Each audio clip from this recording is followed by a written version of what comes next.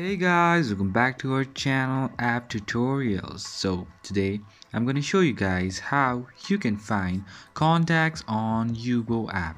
So I'm going to be teaching you a very easy step regarding this one.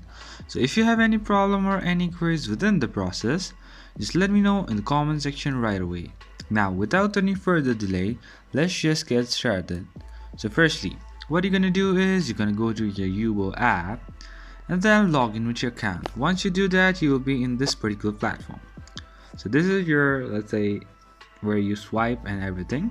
So to find contacts, what you need to do is just go all the way down. You'll be having many options over here. So just go to this option which is says friends.